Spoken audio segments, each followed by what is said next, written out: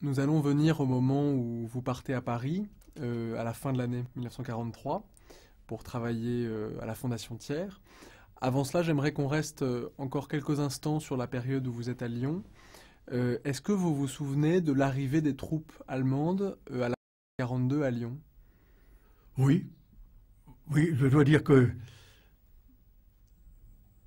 on a regardé l'arrivée des troupes allemandes en disant, bon, les voilà, finalement, ça va être beaucoup plus dur de faire l'activité de résistance, parce que la Gestapo va venir s'ajouter davantage à la milice, bien sûr.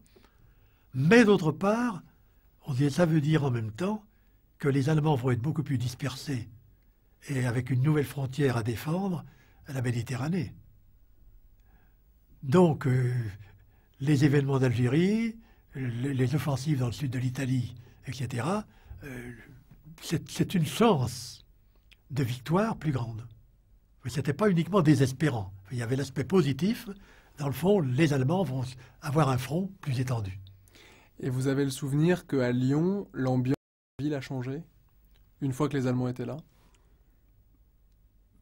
Les gens étaient relativement, comment dire, indifférents aux Allemands dans la rue. Mais ce qui changeait, c'était qu'il y avait certains mouvements de résistance qui opéraient des attentats, qui n'étaient pas toujours des attentats bien contrôlés. Et avec à ce moment-là des prises d'otages, et évidemment avec les conséquences. Donc il y avait cet aspect-là, qui était l'aspect... Il valait mieux que les mouvements de résistance n'attaquent pas l'Allemand isolé dans la rue, l'Allemande isolée dans la rue, etc. Il y avait tout un jeu à avoir, un contrôle à avoir sur les actes qu'on commettait. Oui. Pour éviter les représailles. Bien sûr. Ceci dit, il m'est arrivé, avec le colonel de Virieu, à cette époque-là, d'aller, pour nos discussions à deux sur la résistance, d'aller dans un restaurant qui était qui était réservé à l'armée allemande, mais où les officiers français de Vichy avaient le droit d'aller. Et c'était le coin idéal, parce qu'on était sûr qu'il n'y avait pas de micro, qu'il n'y avait aucune surveillance, ni rien.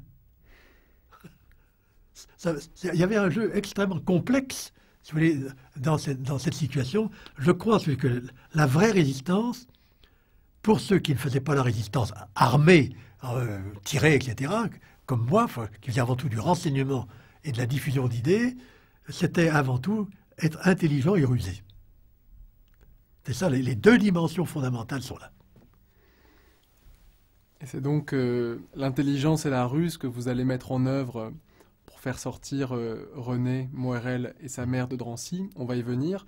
Donc je crois que c'est en octobre que vous quittez Lyon pour Paris. Oui, pour la Fondation Thiers, qui est une fondation qui a été créée par la belle-sœur de Thiers pour accueillir soit des gens préparant l'agrégation de droit ou l'agrégation de sciences économiques, puisque nous, il y a eu l'agrégation du supérieur, on est docteur d'État, puis on fait l'agrégation ensuite, soit pour les gens de lettres de sciences, ceux qui préparaient un doctorat d'État ou un doctorat des sciences, puisqu'eux n'ont pas d'agrégation du supérieur, ils font l'agrégation du secondaire, puis ils font un doctorat d'État de sciences ou de lettres. Et donc vous prépariez l'agrégation de sciences économiques. En sciences économiques. Je crois que c'est en fait très peu de temps après que René a été arrêté. En novembre. Est-ce que vous pourriez raconter dans quelles circonstances?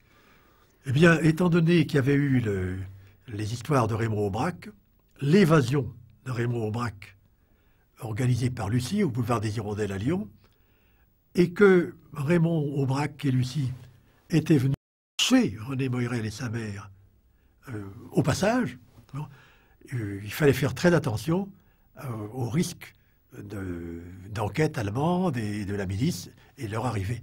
Alors René Moërel et sa mère avaient déménagé, étaient allés se cacher dans une autre rue de Lyon, et puis le malheur a voulu, ils étaient d'ailleurs logés avec les parents d'Aubrac, qui étaient avec eux, ils étaient 4 ensemble, qu'un de leurs cousins passe dans une rue de Lyon qui s'appelle la rue Pigaillot, où des cousins de Marcel David avaient un magasin de vêtements qui était occupé par la milice. Un milicien l'a reconnu, l'a suivi et a su où donc étaient cachés René Moërel et sa mère et les parents d'Aubrac. Résultat, ils ont été arrêtés. Alors, un certain temps, ils ont été logés à l'école de la santé, puis à Montluc. À la prison de Montluc. À la prison de Montluc.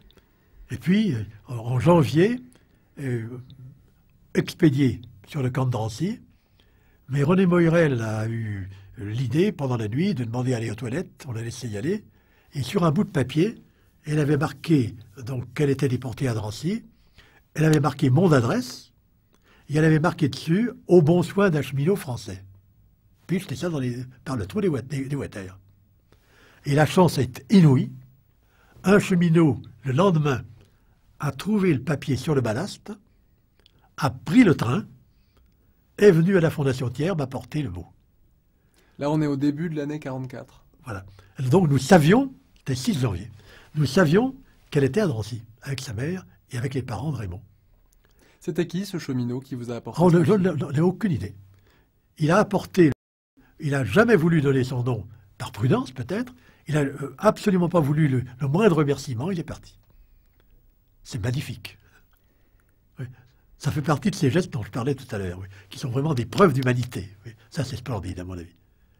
Alors, à partir de là, j'ai prévenu Marcel David, qui, lui, était à Lyon, que la déportation avait eu lieu. Et à Lyon, il avait déjà essayé de négocier, parce que René Moirel plutôt, elle s'appelait Moirel à l'époque, avait fait passer un mot à l'extérieur, dans lequel elle disait qu'il fallait s'adresser à un dénommé Émile.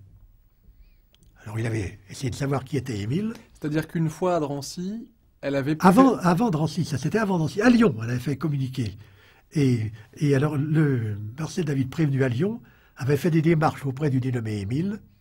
Le dénommé Émile demandait tout le temps pour la Gestapo, de l'argent pour soudoyer, etc., etc.